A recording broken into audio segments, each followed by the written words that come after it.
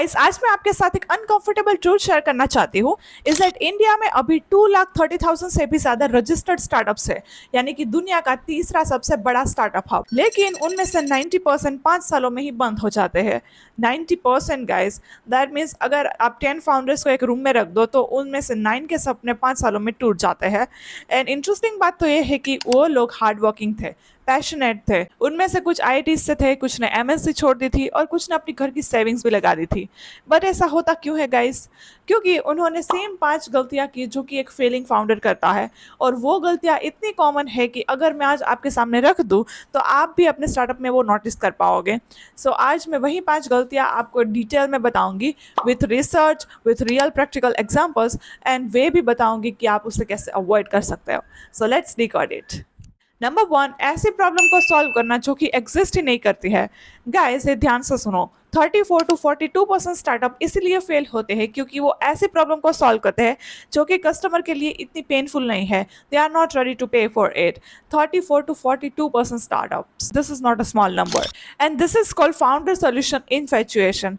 यानी कि एक फाउंडर को अपने सोल्यूशन से इतना ज़्यादा लगाव हो गया that he forgots to check that ये प्रॉब्लम एग्जिस्ट भी करती है या नहीं। एक पैटर्न देखो, मेरे एक फाउंडर फ्रेंड ने मुझे आके बोला कि उसने एक ऐसी ऐप बनाई है जो कि घर की लाइट्स को कंट्रोल करती है, and great UI, polish version and working product. So मैंने बोला कि कितने लोग पे कर रहे हैं? ये सेड कि अभी कोई नहीं, अभी तो फ्री है, लेकिन हम बाद में मोनेटाइज करेंगे। सो आई आस्क्ड कि आपने लॉन्च से पहले कितने लोगों से बात की है? And then silence. यही तो प्रॉब्लम है गाइस, वो अपने सॉल्यूशन के साथ इतना घुल मिल गई कि that they forgot to test और वैलिडेट देयर आइडिया, जो कि एक इंपॉर्टेंट स्टेप होता है। So practically do this. पहले 30 दिन तक आप कुछ भी मत करो, ओके? कोई कोड मत लिखो, सिर्फ अपनी प्रॉब्लम के पास जाओ, मिनिमम 50 कॉन्वर्सेशन करो पोटेंशियल कस्टमर्स के साथ, इन पर्सन, व्हाट्सएप या कॉल पे, किसी भी प्लेटफॉर्म पे। बट ये कॉन्वर्सेशन स्ट्रक्चर्ड होनी चाहिए, लाइक कि आप ये प्रॉब्लम फेस कर रहे हो, are you ready to pay for that, currently आप क्या सॉफ्टवेयर यूज कर रहे हो, like that. Number 2, unit economics. This sounds very boring but ये सबसे एक्सपेंसिव मिस्टेक है।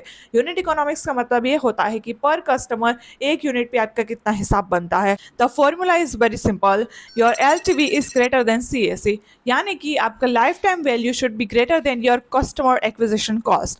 एलटीवी का मतलब है कि एक कस्टमर उसकी पूरी लाइफ में आपको कितना रेवेन्यू देगा, एंड सीएसी का मतलब है योर कस्टमर एक्विजिशन कॉस्ट, एक कस्टमर को एक्वायर करने में तुम कितना खर्चा दोगे। अगर your CAC is greater than LTV, यानी कि आपको हर कस्टमर पे लॉस हो रहा है, और जितना ज्यादा तुम ग्रो करोगे उतना ही ज्यादा तुम डूबोगे। This is called death spiral, और 2024-25 में कई सारे स्टार्टअप इस स्पाइरल में डूब गए।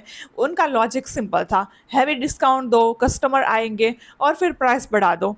बट इन्वेस्टर का पैसा जब तक आ रहा था तब तक वो नहीं दिख रहा, बट जब वो बंद हो गया तो कंपनी भी बंद हो गई। So practically do this, you calculate your CAC and LTV, और एक नंबर होता है called the pay back period, यानी कि कितने टाइम में एक कस्टमर का CAC रिकवर होगा। एंड 2026 में गाइस, इन्वेस्टर चाहते हैं कि आपका पे बैक पीरियड 12 से 18 मंथ से ज़्यादा ना हो।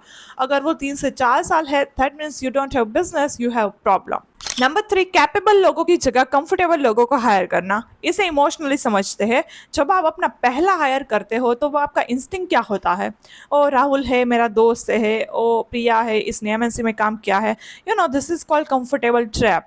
But let me tell you guys, जो भी सक्सेसफुल फाउंडर्स ब्रेकआउट करते हैं वो हायर करते हैं वो पर्सन को जो कि उनको स्मार्ट लगे, जो कि उनकी एक्चुअल थिंकिंग को चैलेंज करते हो, जो कि अनकंफर्टेबल कॉन्वर्सेशंस लेते हैं। सो ये है हायर करने का सही तरीका।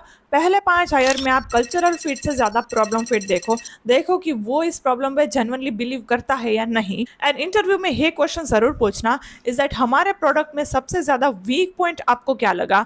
और अगर वो जेन्युइनली थिंक करके आंसर देता है, that means they are ready to join your startup. Number 4, बिना फाउंडेशन के स्केल करना। This mistake happens because of the feeling of success. अगर आपका प्रोडक्ट अच्छा चल रहा है, मुंबई में आपका रेवेन्यू भी है, यूजर्स भी है, और फिर इन्वेस्टर बोलता है कि चलो स्केल करो, और तुम सोचते हो कि हम लॉन्च करेंगे दिल्ली में, फिर बेंगलोर में, और फिर पुणे में, और फिर सब कुछ एक साथ ही बंद हो जाता है, क्रैश हो जाता है। One research shows that 70% startup 2nd और 5th ईयर के बीच ही बंद हो जाते हैं because of the uncoordinated scaling.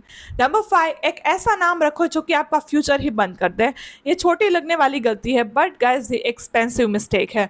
सोचो, एक फाउंडर है जिसने अपने स्टार्टअप का नाम रखा है मुंबई टिफिन डिलीवरी को, लेकिन 2 साल के बाद वो रियलाइज करता है कि हम अभी क्लाउड किचन भी खोलना खोलना चाहते हैं और पुणे में भी एक्सटेंड करना चाहते हैं। लेकिन गाइस नाम में तो दोनों सेव है, मुंबई और टिफिन डिलीवरी। अब रीब्रांडिंग का खर्चा तो आप जानते ही हो। सो गाइस अपने नाम में कोई स्पेसिफिक प्रोडक्ट, स्पेसिफिक लोकेशन या स्पेसिफिक टेक्नोलॉजी एनकोड मत करो। सीधा साधा सुंदर सस्ता टिकाऊ रखो, जो कि आपका स्टार्टअप एवेल्यूएट भी करे तो भी वो सेम रह सकते। सो ये थी वो 5 गलतियां। और अगर आपने एक चीज नोटिस की हो इज दैट ये गलतियां अवेयरनेस और एग्जीक्यूशन की कमी से हो रही थी।